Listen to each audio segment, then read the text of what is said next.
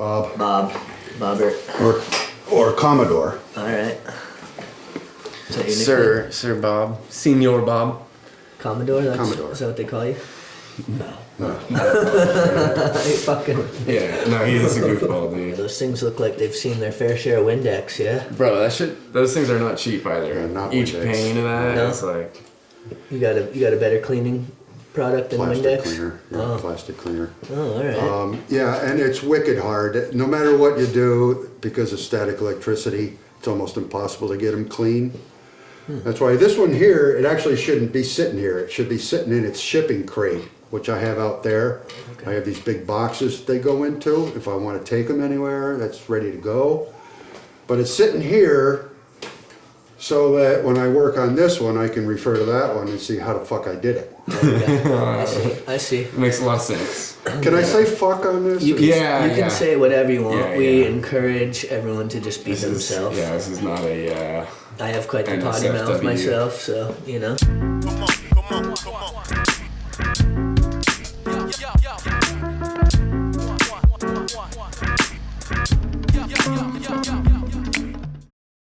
So yeah, we're out here in Grand Isle, Vermont, and we have a very special episode today, Vermontrepreneurs, episode 5, with a one-of-a-kind guest, Mr. Bob Ayres. Thanks for coming on the Golden Hour. It's good to have you here. Hey, what's up, Bob? Travis, Nice to meet you. Yeah. Nice to meet you. Your name is what? My name's Clint. What's the last name? It's Eastwood. Clint Eastwood. Yeah. So this Wow. is a periodical co-host here, and who happens to be the son of Mr. Bob Ayres. Clint, welcome back to the Golden Hour. Thank you for having me, guys. It's always a pleasure. Yeah, and so Bob, you're quite the handyman. Well, yeah. You're a model shipbuilder. I've been handymaning about 50 years now. Okay. Yeah. I'm pretty sure this building that we're sitting in right here, that we're having this podcast in, that was built by you. I handied this, yeah. Yep. One of my first business cards said Bob Ayres Home Repairs. Okay. So yeah, handyman. Yeah. Handyman. So you're a carpenter by trade, you'd say? Or? Well, I actually started out in public education, teaching industrial arts, primarily woodworking, with a little photography on the side. But my career lasted 6 years, and after that, it was, I guess I'll start banging nails. Yeah. It's a beautiful space you got here. Yeah, it's a nice space. And Yeah. so you built this whole place by yourself, or Well, with some help? I did. He got in the way some I did help a little bit. I did almost fall through the second floor down, what is this, 11 feet, 10 feet? 10-foot ceilings. 10 foot down to the here. concrete pad, but luckily I caught myself in the floor joist. Now, what year is it that you built this? Around 2000. Okay. 2000 to 2001. I actually had the building up, sheathed, and roofed within 2 months. Oh, wow. Yeah, and I had 2 guys come in, guys I'd worked with. They came in on weekends and helped out with the framing. And but basically, I did it by myself. No doubt. That's funny. Right around that time's when I first met you. Yeah. If I had to guess. Yeah, right, true. right That's about 2000, I was 2001. 16, 17, just starting to skate in Burlington. Yeah. Yeah. Crazy. Yeah. Yeah. So now you've been making these crazy model ships. Tell us a little bit about, that whole. Well, I wrapped up my carpentry career back in 2012. I turned 62, and because I'd been working for 5 years on the other side of the lake, I didn't have any customer base, or I didn't have a name out here in Grand Isle. So I said, fuck it, I'm gonna work in this workshop for the next as many years as I can afford to do that, Yeah. Living off savings. Yep. So that's what I started. I started with ship models back in 2012. Let's bring it back though. I think you were telling me, what was the first ever ship model that you built? Let's bring this. I think you said you could bring it pretty far back for us. Let's start. All right. Let's start at the origin Go back before we to the get up to beginning. the, When you were a young I lad. was born in Mercy Hospital. And the nuns told my mother to take me off the tit when I was only 6 weeks old. I think they said. So if I come across as a little bitter, that's probably why. I think they said you'd be a Rolling Stone. Wasn't that the exact quote? No. They didn't say that. But anyway, my family used to go out to this really nice summer camp out on the end of Long Island. It was on Shelter Island. You grew up on Long Island? I grew up on Long Island in Hempstead. Yeah. Yeah. So anyways, I was probably 5 years old, and they had an arts and crafts program, and I found a couple of pieces of plywood and somehow nailed them together. And I said I made a boat. Took it down to the beach and stuck it in the water. Did it float? Well, sort of. Yeah, all right. Sort of. So anyway, 5 years old, and I really liked it out there because there was boats going around us all the time, and you know the ocean and whatnot. So you've been drawn to maritime. You're from an early age. Yeah, the most impactful thing that I can remember going way back is when I was probably 13 and I went to Mystic Seaport. Mm-hmm. Mystic Seaport's a really cool recreated village. And my first two models when I started working in here were the Charles W. Morgan, which is the last remaining wooden whale ship in everywhere. And isn't that you made that for So Amanda's school project? Go back in time. Yeah. We're going to flip back and forth. Oh yeah, Yeah. that's what we do here. Yeah. Yes, when Anna was in 6th grade, Yeah. I made a ship model, and that was one of those, actually. It was the Eagle. It was the Eagle. Yes. Which I'm still waiting for her to come here and get it. So I just remember all the other 6th graders come in with their projects, and it's like cardboard shoebox displays, and here comes in Bob Ayres with his daughter. You kids are losers. With his beautiful ship model.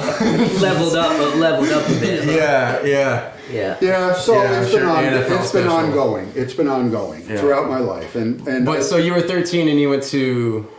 Mystic Seaport. Yeah. It's in Connecticut on the coast. And it's a great place. So I built my first model of that when I was in 8th grade. I took shop, woodworking in grade school, grades 4 through 8. And at the last end of, don't put that on the wood stove. Thank you. So the last spring of 8th grade, teacher said, you can make whatever you want to make. So I said, I want to make a whaler because I'd just been to Mystic Seaport.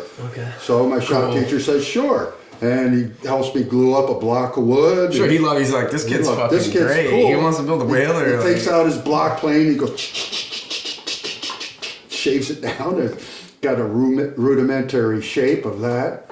And then that summer, I finished it in my basement. My dad had a workbench in the basement, which I spent many a happy hour down there putting together plastic models and whatnot. Yeah. So that was 13, and then I made another one, a few more when I was around 20. I was living in a little bungalow upstate New York, and I made a model of the Charles Morgan in my kitchen. You know, so it's been an ongoing thing. Nice. I made... Mom's making brownies, you're making ship models. There was no mom in the bungalow. This is pre-mom, yeah, 20, yeah. So anyway, it's been ongoing. My great uncle is Robert Caldwell. I'm not sure if you're familiar with that, but the Whaling Museum in Nantucket is actually in his honor. Yeah. Oh, wow. In his honor? No shit, man. Yeah, wow. I guess he was a big whaler out there on Nantucket. I mean, I never met the dude, but... You know. Yeah, but still, that's a very interesting connection. It's nice, though, Nantucket was the capital of whaling. Mm-hmm. And it's interesting because there's somebody that lives over here on the West Shore. His name is Starbuck. Mm-hmm. And he is from a family that owned 4 or 5 whalers in Nantucket. Yeah, I'm sure he would know if I name dropped, he'd probably be like, oh yeah, totally. And it's always cool, like, learning, this is where I come from. Like, some of my, my forefathers and foresisters are badasses. It makes sense, you know. Well, so I went Want me in. to tighten it up? So when I was in Nantucket, one of the, not most recent, but whatever, I went in and went to go to the Whaling Museum, and I was like, this is named after my great uncle. I was like, I don't have to pay to come in here. Do I? Yeah. That's what I love. His brother. They still made me. His brother was a captain on a Navy destroyer. Oh, wow. So my cousin, his daughter, would like get pulled over by the cops or whatever, like going to like off limit space. It's like, you know, my dad's a captain in the Navy. Hello. Yeah, like we don't do shit. I think it works for her, dude. She's pretty good looking, you know, beautiful woman. Yeah. So yeah, Single? I think nope. She's married to a lawyer, and he's pretty fucking awesome. They have an awesome kid together, Zach. And Fair enough. Yeah. So, All right, sorry, Travis. No, it's all good. So let's go back a little bit to so you know, you're 20, you're in the bungalow, and at this point you're somewhat enthralled with the building process, or And real quick, I want to point out, like, if you've been doing this since you were 13. This is clearly something that you've been really drawn to your whole life. You know, I'm thinking, because that's like, you must have been really passionate about it to be like 13, I want to make a ship model. We were 13, like, oh, I want to like smoke pot and like go skateboarding, you know? So, I think a lot of it was circumstantial. yeah. You know, I mean, I grew up 10 miles away from the ocean. Right. But the only time I really got to see it was when we went to Jones Beach and riding the waves and stuff. Yeah. You know, but that early experience of going to Mystic and whatnot, and experiences begin to add up. It triggered something in you. And I've always been drawn to the beauty of ships. I mean, architecturally,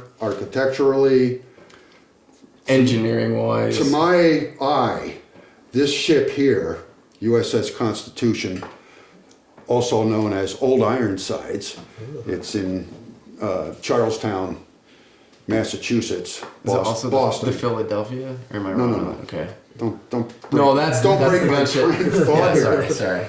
That's the gunship. But oh, by the way, his cousin Becky, who we were just talking about, I think she almost has a doctorate in American architecture. Okay. Early American runs architecture. in the family. It does a little yeah. bit. So yeah, I mean, my parents were into antiques. Like your brother was in the Navy. Yeah. But to me, this is the greatest example of Native American art. It's more pragmatic, it's more functional than the English tradition or the French tradition.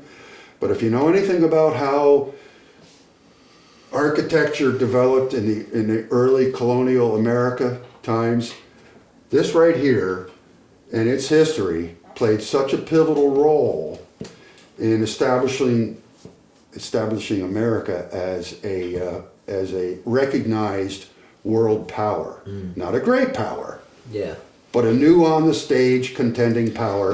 Who the North African pirates said, okay, we better lay off these guys. What year was the Constitution built? It was launched in 1797. Okay. And Took- what, it what took- year did you build it? Well, depends which one we're talking about. Yeah. It took them. But it makes sense, sorry to interrupt, just that, in America they were willing to try new ideas, Yeah. whereas the old powers were stuck in, their ways. And the new ideas were totally thanks to Joshua Humphreys, who was the designer builder on this in Philadelphia. And he was commissioned, this is during George Washington's second term in office. We were having problems with the French, we were having problems with the North African pirates. So Washington was always very aware of how important navies are. He got Congress to say, okay, we'll build 6 of these things. And they ended up hiring Joshua Humphreys in Philadelphia to design them. And that's his design. He made it bigger than any of the existing English or French frigates. And it had much heavier guns on it. So when they showed up, So they were when basically just like, Constitution met HMS Guerre, she just blew Guerre out of the water pretty much. This was the battle against the French. No, this was against the English, and it was during the War of 1812. The French, when these were launched, that was what they called the quasi-war was going on. So we don't want to get into a lot of boring history. Fair. It's not boring to me. No, I'm it's sure. not. I'm sure a lot of our viewers will find it interesting as well. You actually know a lot. You're a nice store of information. Yeah, but for me, the artistry here, and it's hard to actually call it art. It's really, I think, more properly a craft Yeah. than it is art, because art is so traditionally two-dimensional. It's either a painting or a sculpture. And it's non-functional. Not necessarily functional. This has serves But a this, legit function. if you look at 100-year-old houses in Vermont, how pretty they still are compared to what gets built nowadays, it reflects Ain't that the truth? the American aesthetic, Yeah. as does this. And so I consider this the most iconic example of American history. I mean, what else is there? You got Mount Vernon, Bunker Hill. This. Bob Dylan. Bob Dylan. Yeah. But this, it still floats. It's been through, it goes through reconstructions every 20 or 30 years. Which is pretty cool. Pretty cool. It's pretty cool. And I respect the fact that the government's no, we're keeping it. They probably appreciate it the same respect that you do. Is right it here. still in Massachusetts? It's in Massachusetts. It's right where, yep. And so now, what year did you make this the first model of the Constitution? I probably started around 2014. I spent the first 2 years working on these two Charles W. Morgans, the Whalers. And I have one of those in the house. Which is beautiful. Which we can move all the equipment in the house later on. Oh yeah, that's no biggie. I'm sure Sean will be happy to do that. So anyway, probably around 2014 I got started with it, and it took me well over a year to get it what I consider done. I think that one over there might be number one. I forget. It's either number one or number two. Those are both the So Constitution. you've done so many of these damn things you can't even keep track of them. Basically, I got constitutions over here. Open This is the number pantry. 3, number 4 is in the other room, and this is number 5 that I'm working on. Okay. Now, Current. you do other ships besides the Constitution? Yeah, I just told you I do the Charles W. Morgan. Oh, okay. Yeah, come on, Joe. Are you not paying attention? You're not taking notes. What I meant, Come on, what I dude. meant is So this how Travis many, is my dad. What I This meant is how many Guys, this is my dad. other historical ships It's the host. do you do? What else do I do? Yeah, how many other sure. historical ships have you Well, done? that one up there, which I did 27 years ago, And what's that? that's the Eagle. Okay. And it was built right here in Vermont in 1814 for the War of 1812. You guys know what the War of 1812 was course. about? That was about Britain trying to get us back. Yeah. And so they had an army up in Canada. Yeah, they came They down were Lake going to sail Champlain. down the Lake Champlain. Yeah.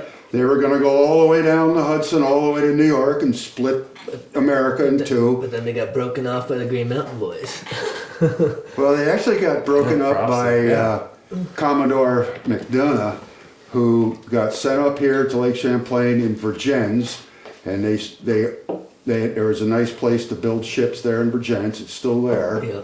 Yeah. And they built That's cool. that. They bought up a couple of hulls down in Whitehall. Navy bought them. They thought they were just gonna storm their way right through, and then Yeah, no, Vermonters said, Exactly. fuck you guys. Right. Yeah, no, well, they Vermonters come- and New Yorkers, right? Damn straight. Oh, yeah. Yeah. Yeah, probably a few Mainers too, you never know. Yeah. Maniacs got in on it. So anyway, yeah, they had a big battle right over at Plattsburgh. And the Brits, they had quite a fleet. They came down with a nice fleet.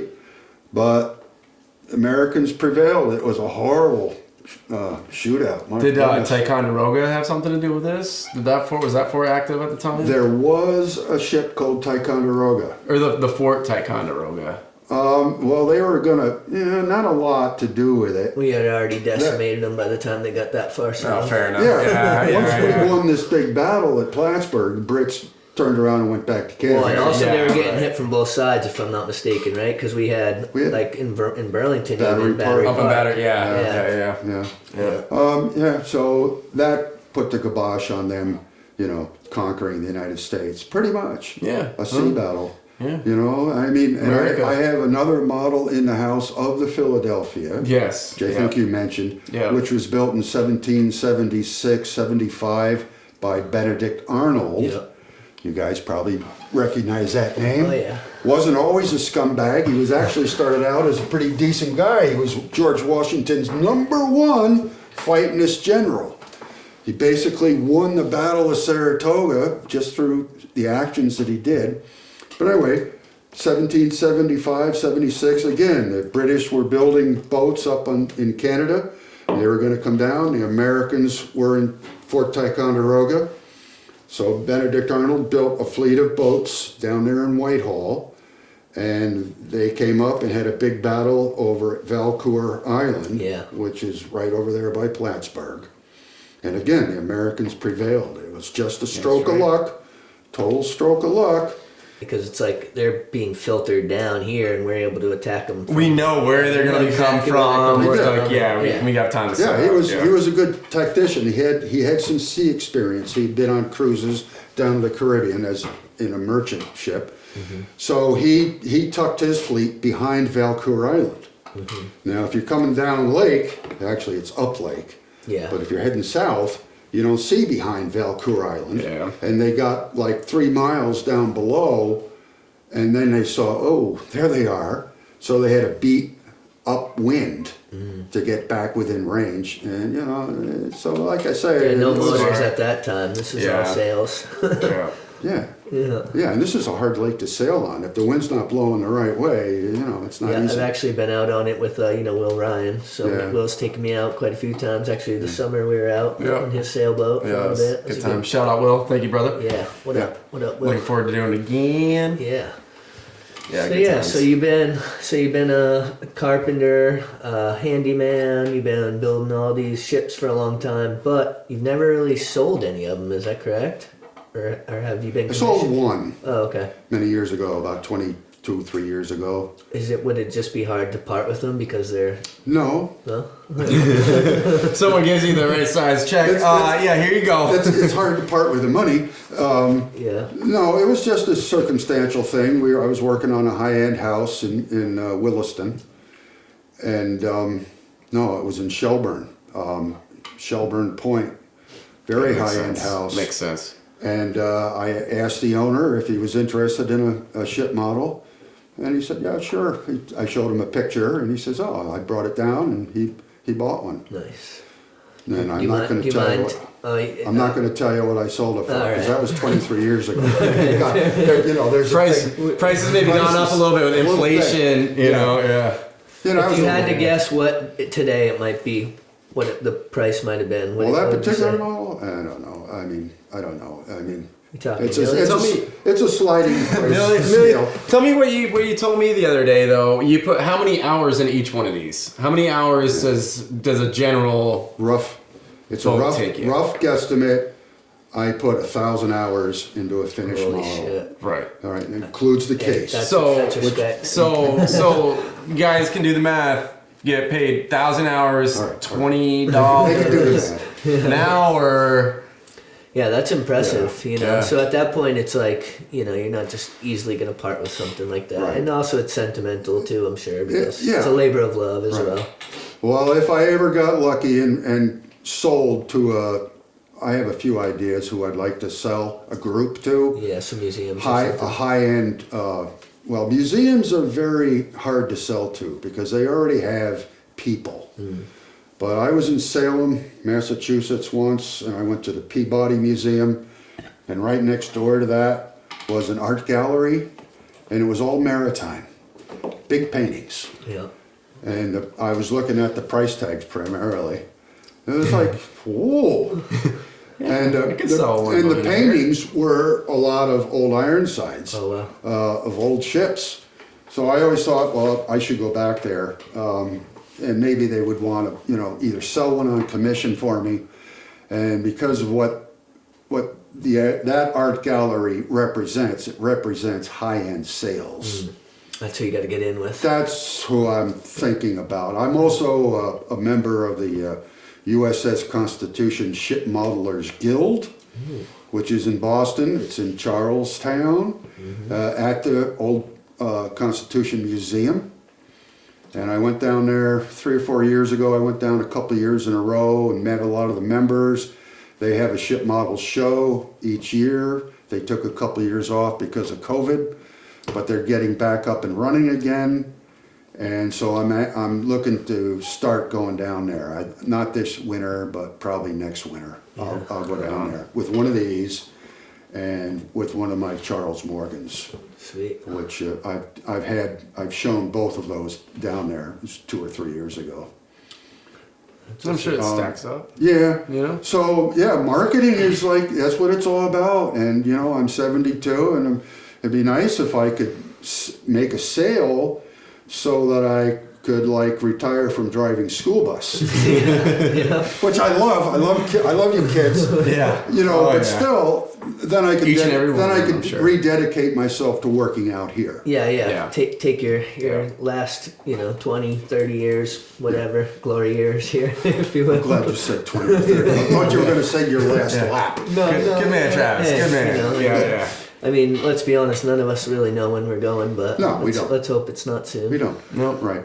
No, but I mean, you build a shop like this, a building like this, and it's a shame to sit it idle, to see it sit idle. Yeah. You want to see it get used. Yeah. So Yeah. Now, I'm Clint- glad I had the 8 years or so that I worked in here. You know, I did some cabinet work for other people and whatnot. I've done stuff in here. Yeah. Clint, are you gonna have you picked up some little tricks of the trade along the years, or So no. not so much? I mean, No. you gotta at least be able to like lay out a escape deck or something, huh? Yeah. I mean, I can do like a little bit of framing. I can bang a hammer. You know, I can. I can do like a little bit of basic bitch carpentry. But no, I don't have any like the finer skills, and it's just never been my thing to pick it up. So Fair enough. But I do know Stacy was saying that she'd love to come over and learn how to do some of these ship models. So, he's always saying he'd love to have an apprentice. He's always looking for someone to come over and teach the skills It's probably to. got to be one of those things though, where it's like someone's got to be about it because Look, come on. You've Cute, Asian, like, what? Come on, it's like the perfect candidate right there, the perfect apprentice, You can't say no to that, but he probably still will, so. Well, I think, anytime you've invested so much of your life into a trade or even a hobby, whatever you want to call it, in order to share that knowledge with someone, you got to know that they're going to really be about it and they're going to be receptive. And it's like, and actually take it seriously. yeah, and, 100%. Because otherwise it's like, I enjoy my time of just doing this. If I'm going to set aside time to try to school someone on it, they better be fucking willing to learn. Don't be wasting my time. Yeah. Yeah, absolutely. So if anybody out there has $750,000 and they want to buy me out, you get the house, you get 22 acres, you get the shop. You throwing a ship model?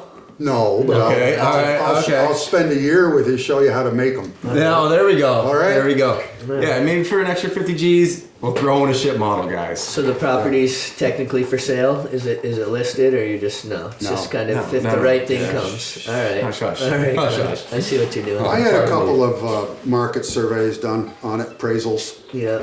2 or 3 years ago. Yeah, it's beautiful out here. But real estate, it's so volatile that it's really hard to know at any given time what a place is worth. Yeah, totally. But guys, this is Lake Champlain Islands. I mean, this property is gold. Yeah, Yeah. it is. Yeah, I noticed. it's private, I noticed when I was up here about a year ago that there were quite a few places for sale up this way. Not to try to deter your sale here, but why is that? Do you think it's like a lot of people were trying to move out because? I think because of COVID, a lot of people in the Northeast were looking, especially to come to Vermont, because Vermont has the image of being the getaway place, The safe haven. the safe haven. So everybody realized So it yeah, was the market, so they sold. that really. But there's always going to be high-end buyers in the Northeast or wherever. Oh yeah. But particularly, especially up here. And I see a lot of planes flying over all the time, and I know that a lot of them are showing off prospective buyers to look. It's an island. Yeah. It's 4 miles That's wide, actually- 10 miles long. Now, That's is it actually, technically a peninsula, and look, or is it? No, it's an island, dude. because It's an island. Even though there's a bridge, it's still an island. It's a man-made sandbar. Oh, okay. Yeah, so it's legit. South Hero and Grand Isle are one island, and then North Hero is a separate island. And then beyond that, you even have Isle of Lamont, No, which I know. is like I smaller. remember going to the Grand Isle State Park there, and I had brought. I was with Kyle, and we brought little Arthur, and we go out, and you have to go so far before you're even like up to here, right? Like how? Oh yeah. Oh, the sandbar, yeah. Yeah. You'll see guys every summer. There's some poor asshole in his motorboat stuck out there with his daughter, and he just doesn't know what to do, and just like Well, that's because they built that land bridge.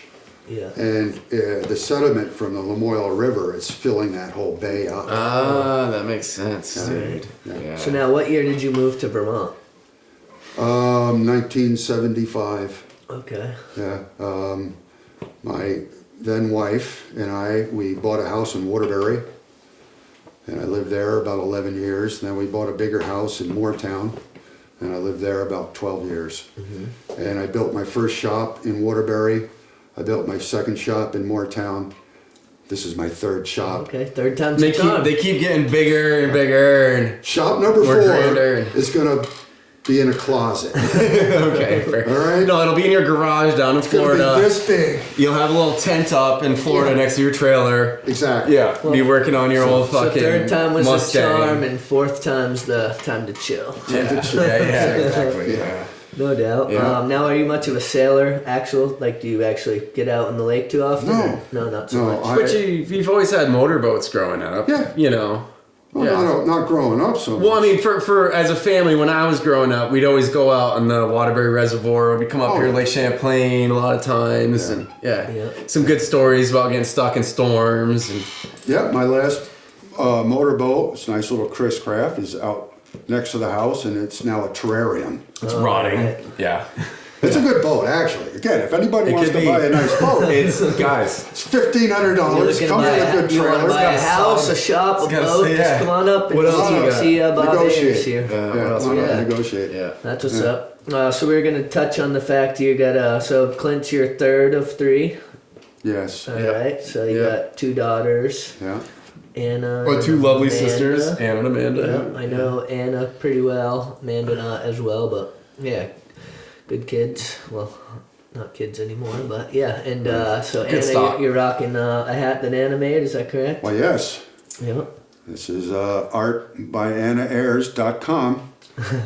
Also It on comes Instagram. in trucker or baseball. I forget the different styles it comes in. Trucker, redneck, baseball, yeah. And she's got, I'm pretty sure she's got some like Christmas product up on her Instagram She right does. now. Nice. Yeah, she's an amazing artist for sure. Shout out Anna. Yeah. What up? Yeah, Anna, you're killing it.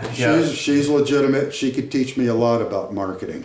Yeah. Yeah, she's smart, and she's been doing the murals lately. I just saw on Instagram. Oh. She did like a kid's bedroom. Sweet. Is some of the things she'll do. So she does like a whole wall. It's like all like outdoor wilderness scenery for kids, and it's like that kid has like the most awesome bedroom growing up in ever. Yeah. Second here. So she's killing it. I feel like you might be wanting that at some point here. I'm rude. I should have offered. You are rude. You've always so been self-centered, rude. man. Fucking Seems rude. like a good point. As always, if you like these episodes, subscribe if you aren't already. Go check us out at goldenhourvt.com. We got some new gear up on the website. T-shirts are looking fresh. Yeah. Yep. Hit that like button. It helps a lot. Yeah. Actually, Sean, you want to grab me some of those shirts over there in the corner? Throw us a comment down in the comments. Just say hi or let us know if you're liking the episodes, if you think these old fogies are too boring, or if you like the little history lessons. So yeah, these are the new shirts. I brought a couple of the different colors here that we got for you. So this is the burgundy one, with the classic black and white. Golden Hour, is that the name of the podcast? Yeah, man, that's the show you're on right here. Yeah, it looks like a quality, nice fabric too. Yeah, this is something American-made. I'd actually want to wear. Yep, American made, and we had them printed right here in Essex Junction. So Awesome. Make sure that you guys are left with some shirts before it's over. Damn straight. But yeah, like you said, click the like, share, and we appreciate the support. Now back to the good shit. What do you say? Yeah. Appreciate the support. Appreciate it. Yeah, if it wasn't for our viewers out there, we wouldn't be doing this. He's a skater. I'm not. He knows the lingo. I don't. Yeah. You're learning. You're doing great, dude. I mean, what it really comes down to is like I'd be happy to just be sitting here having a conversation with you anyway, you know. Yeah. But the reason why we bring out all these fancy cameras and lights and microphones is so that people who I think are interesting, you can get to know a little bit about them, and talk a little bit about your history, what's going on, and Share our lives with the people at home. Yeah, You know. and all the guests that are on this show, I handpick, so it's like, it's not just anyone who wants to be on. I like it. It's knitting new fabrics in the Vermont community. Helping to connect more people, and definitely expose an more art people form to amazing people like my in dad. itself. It's Yeah. like, Yeah. I mean, you should turn one of these cameras around and show the setup in here. It's like, come on. Yeah. He's asking earlier, guys, should I get my iPad? Should I get my iPad to film it? Like, no, Dad, don't worry. Like, Sean's got it under Well, control. and as always, we got to shout out Sean Masha, Damn the straight. man behind the scenes here. Who's, Give him a wave, Sean. Thank you, Sean. Yeah. If it wasn't for There he Sean, is. dude. There he is. Here's the man right there. We're so, like I was saying earlier, I'm just blessed to have cool friends that do cool things and let me do cool things with them. Yeah, So, absolutely. Yeah, it's pretty cool. So in the winter time up here in Vermont, how do you stay busy? You said you're still a bus driver? Yeah, I drive school bus. Okay. Yeah. This is my 4th year of doing it here. Yeah.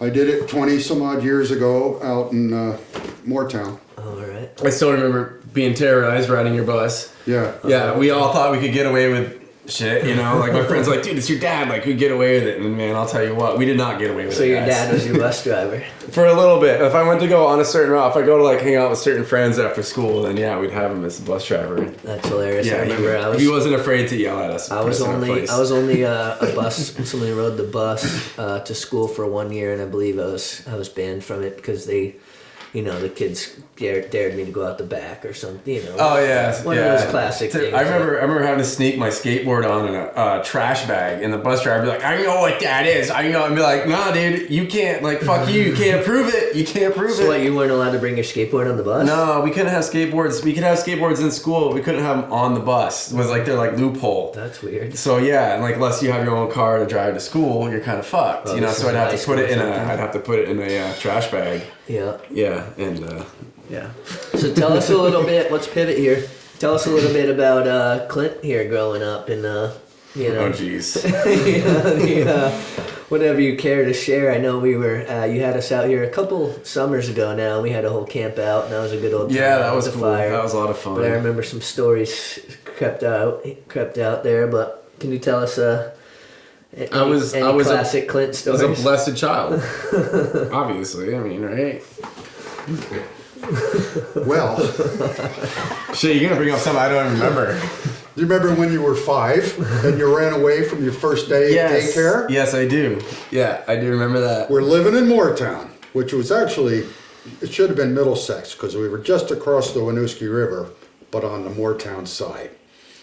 All right, so he started his first day at this new daycare, and it was like 3 or 4 miles down Route 2 towards Waterbury. All right, and the first day it was just him and another kid. And he was a deaf kid. The other kid was deaf, and You thought he didn't like you. I just know. It just weirded me out. He couldn't talk right, and I didn't. They tried to explain it to me, but they didn't explain it like fully. Okay. so Clint, being himself, always been very good at deciding what he wants to do next. He just decided to walk home. 4 miles, 5 Missed- miles, Remind me whatever. not to bring my kid to that daycare where you're gonna just let a 5-year-old. Oh my god! But here's the Take best part of the off. The best part of the story. story is, I was crossing the if you let me bridge. finish, Yeah. You go. You're come the down a guest. long hill, You guess. and there's a garage there. And the owner, sees this little kid walking down the hill. And he goes, "Hey, come here." Clint goes over, goes in the garage. The guy grabs him a soda out of the machine, the Pepsi machine. And what does Clint say to him? He says, "I got to tell you something." And the guy says, "What?" Clint says, "I can't pay you for that." That's the kind of guy he is. It's true. It's a true story. And I was gonna say earlier before I got there, I remember crossing one of those old steel bridges, the green steel bridges that Vermont still has a few of. Yeah. And it's like there's no shoulder, and there's this car zooming by. I'm like 5 years old, and there's cars just zooming by me on the bridge going 50 miles an hour. Dude, and like, who are these people that like? No, the 5-year-old kid. It was like the 90s, 80s, late 80s at that point. Yeah. Yeah, the kid's fine. He knows what he's doing. Yeah. The funny part. It was a different age, guys. I don't think it would fly this funny day part of the age. story was your mother and I. We were freaking out. We were Yeah. just going crazy. Yeah, or what about the time I was 3 and I jumped through the glass door? Oh yeah. There was also that time. too, Yeah. Like 20 stitches or whatever. Yeah. Blood all over the floor. Yeah, you and Mom yelling, "You check his stomach! You check his stomach!" No. Yeah. I was alright, guys. Don't worry. I was okay. Clearly, like, yeah. Only hit my head a little bit, so. Yeah. Typical kid growing up stories. Yeah, I was this, kid growing out in the country. Unfortunately, the family split up, divorce, the story. Yeah, it happens. It's a common story. Yeah. When Clint was 12 and,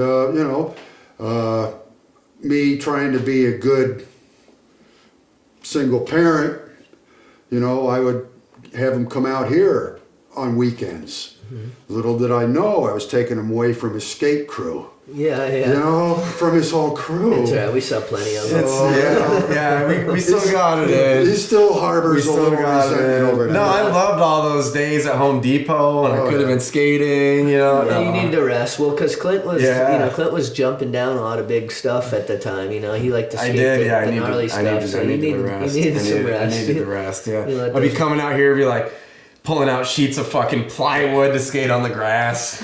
No, I remember skating the old deck out there, the little 3-stair. Oh yeah. Being jonesing so hard, like I'm gonna jump down the 3-stair a little bit this weekend. Yeah. But I mean, it's cool. I got to spend time with you, so it's worth it. It might be cool to get you to build a little mini ramp at some point. Oh my gosh, dude! So out back here, guys, there's like this pine grove, which would be the best. That little trail going out to get like a snake run going out into the pine grove, and then just like little 3-foot concrete quarter pipes, like bold area, keeps to the pine trees in the middle. It's like I have ideas. So I'm wondering, when you built this place, did you harvest any of this wood from the property, or was it all? Did you outsource it all? The framing lumber was from the lumber yard. Yeah. Standard. Yeah. All this interior pine came from Bristol. A. Johnson Lumber Company in Bristol, and they have their own forest down there. So yeah, all this pine came from Bristol, Vermont. Oh, so that is locally sourced. Yeah. And what about the fencing out there? This whole property's lined with this fencing. Cedar rail fencing. Right. Yeah, which we did. Tell them about that. Well, rails are 150 years old approximately. Yeah. And back 150 years ago, this island, there were no trees on it because they cut all the cedar trees down for fencing. Oh, okay. No, they actually cut the trees down to raise sheep primarily. Wow. So there were cedar rail fences everywhere out here in the islands. And most of the rails that I have came from this property. I bought some of them from a neighbor, so they're pretty much local. I remember being a kid and come over on the weekends and going out there and dragging a bunch of them out of the woods. Oh yeah. Yeah. Oh yeah. Oh yeah. Yeah. Yeah. So that's cool. So those are locally sourced. Yeah. So how long have the islands been inhabited? I guess is the word. Oh, since early on, right after after the French and Indian War, which is the 1750s, 1760s, a lot of colonial Americans who were more or less either volunteered or drafted into that war, and they came up here and they saw what wide open, beautiful country this is. So right after the French and Indian War, 1760s, people started moving up here big time. Yeah, that was a tough little run there for America, huh? If you were able-bodied, 20-year-old, it's like you got that war, then soon after the Revolutionary War. This country was hard fought for. Yeah. Shout out to Native Americans. Yeah. They had to fight tooth and nail against their neighbors, unfortunately. They were very warlike. And so there was always warfare going on, in this land. Yeah. But then when people started coming over from Europe, sorry guys, but there's more of us and we have more advanced technology. You guys can just move back a little bit. Yeah. This land, it was hard fought for. Yeah. Every square inch of this up here. And those early settlers, my hat's off to them. Yeah, rugged think people. about we're going to go out and build a cabin before the snow starts, and we'll put in a crop of corn or whatever, but hopefully we won't die. Yeah. But a lot of them did. Hopefully you like corn. Don't Squash. Yeah. don't take for granted. It's like, you know. Oh my God, So, dude. When I come with people, I'll be like, we have it pretty good these days. I'll be at work and people are like, oh, it must be so cold out here. I'm like, dude, I get to go home and take a hot shower. Like if I want. And like I have food in my freezer and we have modern plumbing. There's a lot to be thankful for in the modern age, you know? Yeah. And plentiful beer. Yep. So do you have, what are you working on these days? Well, I haven't really worked on this since last summer. I was out here every day, all day. And this one here, it's number 5. It used to be sitting up there on the shelf. And I spent a lot of time looking at it and going, I don't know if I want to do all that again because it's a lot of work. Yeah, what's the process like? Well, the process is I started, if the camera won't see it, but you can see a blank right there. Yeah, we'll drop So It starts from a block of wood, basically. Yeah. And then I cut it I got machinery out there, and I cut this and I cut that and put it back together. So can you build one Blah, real blah. quick for us today, just to like show Can I us? build what? Just one real quick today, just to show us. Just kind of, example. Yeah, just build like just- one. Just build one today. For Yeah, we'll us just real go out there and just show us, just. Wait, how many hours are in a day, Travis? Oh, is he gonna do it? You want to see shit? Look, put your hand out.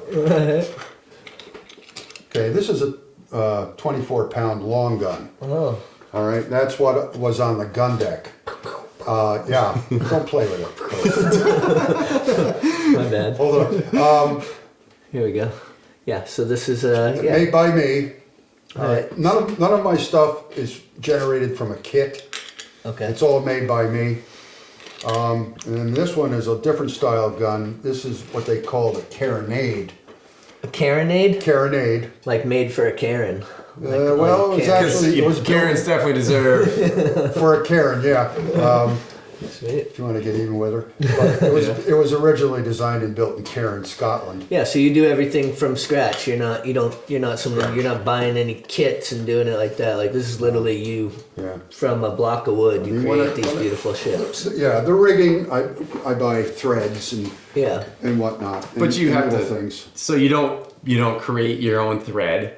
You cheater. I don't. And so historically, like, or I don't know if historically is the word, but like, so you're finding these blueprints of the actual originals, and then that's just how you're going. And then you just scale it down. That blueprint right there was drawn in 1794 Holy shit. for Joshua Humphreys. His design, his draftsman. So that's the original blueprint. And then I have other blueprints. This one was drawn in 1927, which was a big renewal year for Constitution. The Navy was actually thinking about scrapping her. And actually, I think it was in 1870s. Oliver Wendell Holmes wrote a famous poem, Old Ironsides. Yeah, I'm familiar. And they started a national campaign. I'm getting this mixed up chronologically. That's right. I think it was 1927. They started a campaign, the whole country, of school kids donating pennies. And they actually brought in like several $1 million just from pennies, school kid pennies. Hey, we actually gonna start one of those right now for the golden hour here. Damn all straight. y'all Send start your sending pennies. your pennies. Yeah. and, Any like- empty cans, bottles. No, fuck We that. like Go turn in your we like cans and then pictures of send us the- Well, presidents. yeah, exactly. Yeah, we're starting a nickel drive here, guys. All right, so sorry to interrupt, but yeah. Yeah.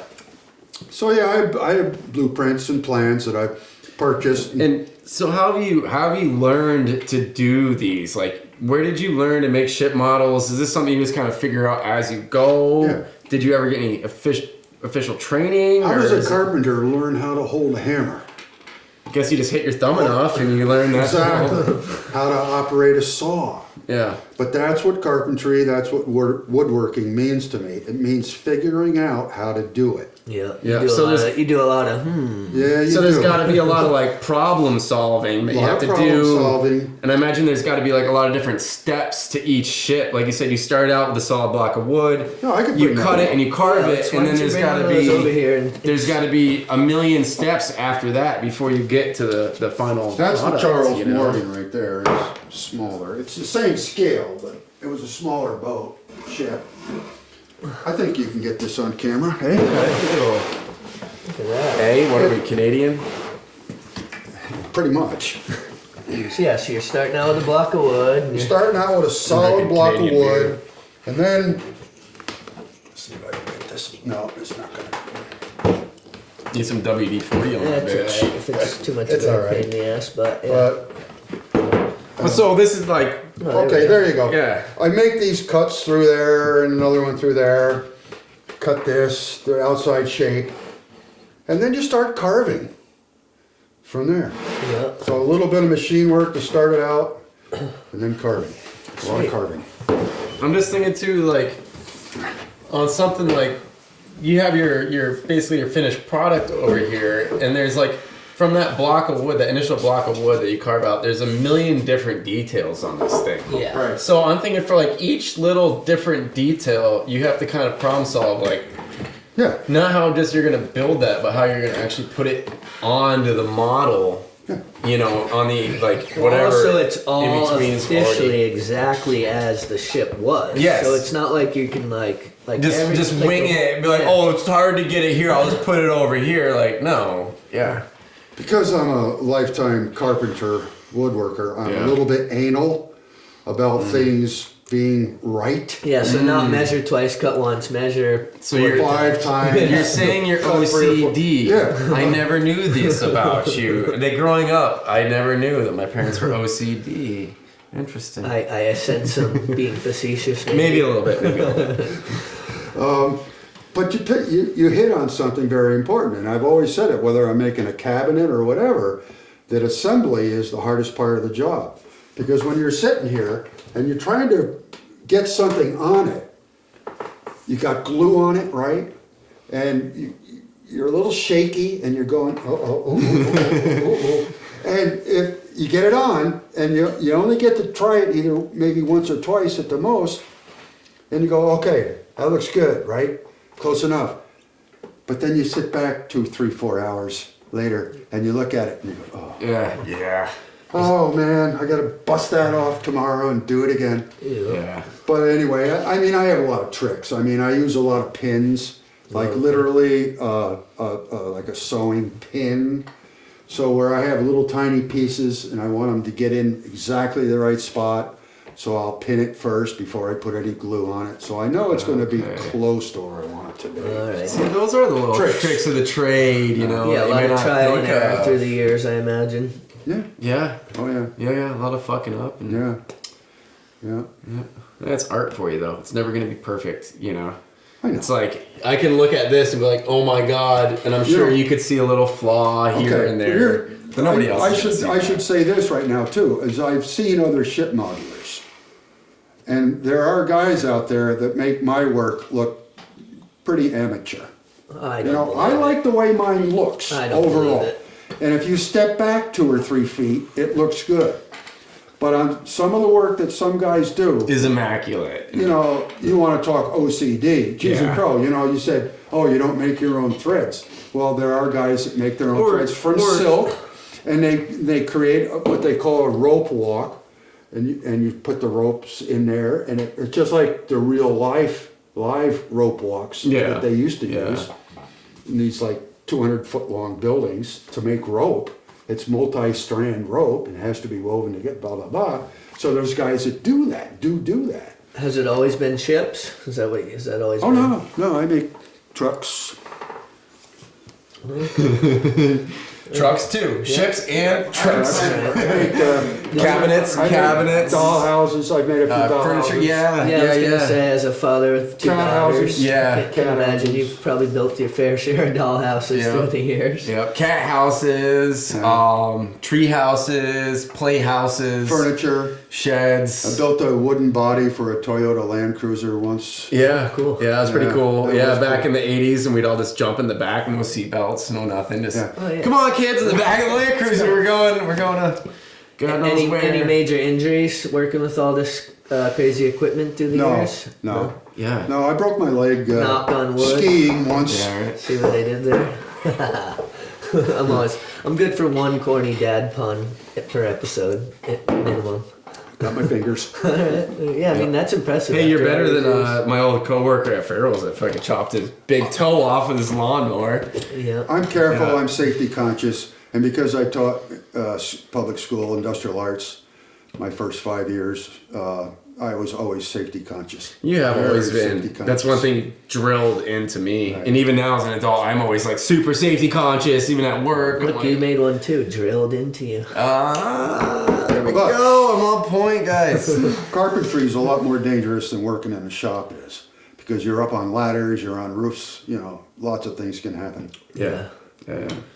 Yeah, so you're no longer doing the hired carpentry, building houses and whatnot. You're No, driving. I'm retired from Yeah. carpentry. That's what's up. Cheers to that. Yeah. Glad you're Congratulations. Glad you're not on the ladders anymore. I did about 1 year of that type of stuff. And Did some- you work on the steel building over here for Whistle Pig? No, that wasn't Travis. No, but I did build a porch up here and up in the islands, and I've done some roofs and just it's not really my cup of tea, but I have a buddy who owned the business, Right. so I learned a little enjoy bit it. It's about a fun. bunch of different things, but it's not really my calling. It's fun. Yeah, I think it would get a little monotonous over time, but hey. I loved it. I pumping always tunes. loved construction and carpentry.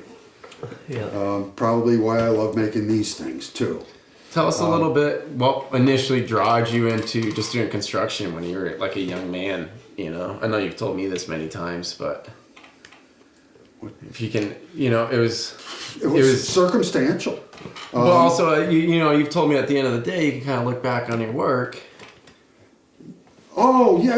You know? You get a tremendous sense of accomplishment every day. Yeah. Yeah. You know, oh, I did such and such. I put that wall up. or Show up and whatever. it's an empty lot. When you're finally leaving, it's a completely built Beautiful building. home, yeah, or an amazing workshop. But it was or- circumstantial for me. I wanted to get off Long Island. I was 19. Yeah. And I had to get out of there. Yeah. So my parents had a camp on a lake upstate New York. And I moved up there, stayed in the camp during the warm months, and then I moved up to a bungalow colony in the wintertime. And I got my first job up there was through a friend working for his dad, who was a general contractor, Yeah. carpenter. Yeah. Did just about everything. Yeah. Which Start was- out as a laborer. That's- You're on the yeah, ground, Good way to start. clean up you the know? trash in the Yeah. site. Yeah. Yeah. I did a lot of roofs by myself. He said, go do that roof over Fuck, there. if I never did another roof again, it'd be too soon. Yeah, Roofs are roofing's hard. rough, dude. Really hard on the body. Yeah. Especially like one day, I remember I was so hungover and it was like a 90-degree day.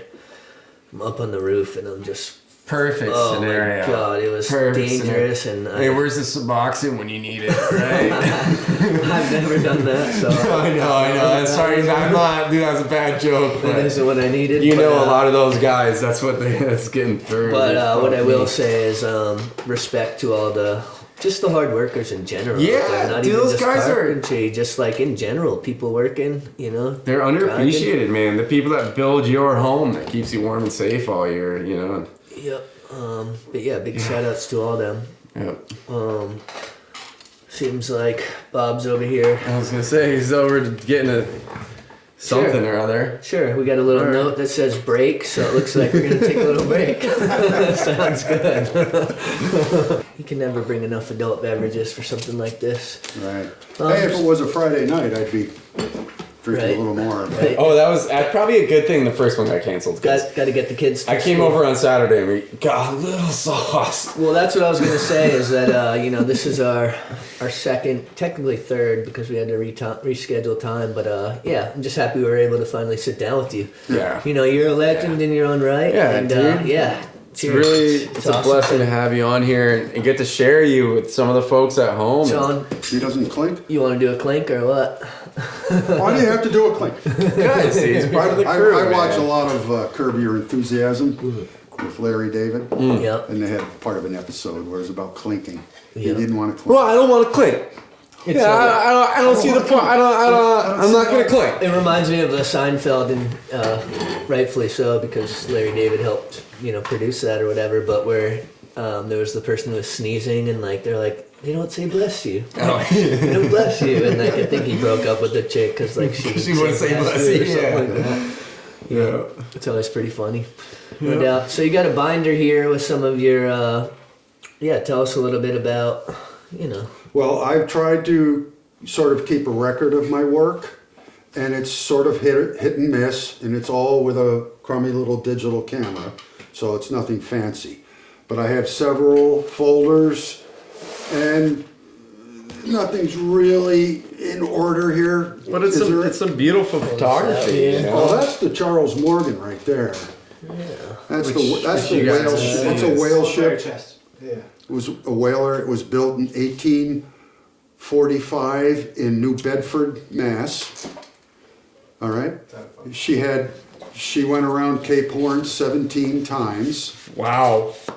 Cape Horn. That's intense. she went dude. around Horn 17 times. Cape Horn. Dude, Oh, get Cape get your Horn. mind out of the gutter. I don't hear well, and then I have this. You can I go have back to this, the Pornhub. I have this after the fancy, podcast. Okay.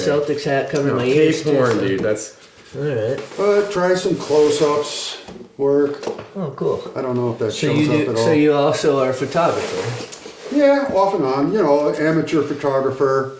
I got a lot of pictures of him. you'd always make the really great Christmas cards every year. Oh yeah, You got to show us some of the gotta- Christmas cards. It's this classic, Well, that's one thing about a lot of the people that we'll have on this Vermontrepreneurs series specifically is that they're people who are talented in many realms. Yeah, Right, they're you just know? great people. It's not like the one thing that they do that makes them special. It's Yeah. This is one I did one year. I don't know where you want this. You can just put it right there. Just hold it by your chest, actually. Yep. Yeah, that's And this is, Oh, look at that. I had this bird come in my yard one time.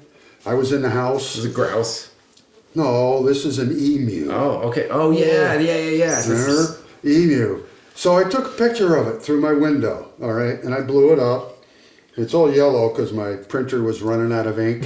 Yeah, Right. normal day though, Grand Isle, Vermont. Oh, here comes the emu coming through the yard. Now, Santa Claus happens to be a friend of mine. And interestingly enough, he played Santa Claus Oh, okay. down in Whoa. Williston for many years. Oh, He used to be on the Polar Express train that pulled into Burlington. I was and going all to say, you that. look Right, like someone yeah. who might know Shout out, Santa. shout out Yeah. to Gary Howard. Yeah, yeah. You know- we actually do know Santa Claus, guys. Right. Yeah. And I photoshopped his head onto the body there that my girlfriend drew and whatnot. That's cool. And can you see what it says? Season's greetings from Santa's world famous giant turkey ranch. I remember you had another one. We had an old wagon in our front yard growing up in Moortown. Yeah. And it was you on the wagon with the sleigh reins with our basset hound. Oh, yeah. Sitting down in the snow. He has the little Christmas cap on him. Yeah. Yeah, just about the cutest thing ever. Yeah, Yeah. that was a good one. Yeah. That's awesome. So, is there anything else that you think is imperative for the folks at home here to know about, About you or something you want to yeah. inspire to the young folks? Try to maybe inspire some young people that want to get into woodworking or craft model building or... No, not really. That's legit. No, that's legit. Hey, honest man over here, guys. You know, I fuck with that. we all do what we do, and if you're lucky, you'll find something you enjoy doing. Okay. Amen. Yeah. Couldn't say it better myself. Amen. Yeah. Yeah, it's what we like to do on this specific show is have all different types of people on. So it's a pleasure to have you on because, ever since the first time we met, I was just like, this dude's here, rad motherfucker. So yeah. Well, it's a pleasure to be on. And Yeah. People do seem to like you for some reason. I don't get it. I totally. It must be the chicken. I cook chicken. He cooks really good chicken. Yeah. I mean, we've had this thing here in the summers, where we'll do a nice big chicken barbecue. Yeah. Bring in a crowd and Get the concrete block fire pit. It's great. Yeah, I'm looking forward to coming out once it warms up again. Have another camp out. Yeah. With some good times out here. I'll have to do that. Yeah. G-fam it out again. Yeah, absolutely.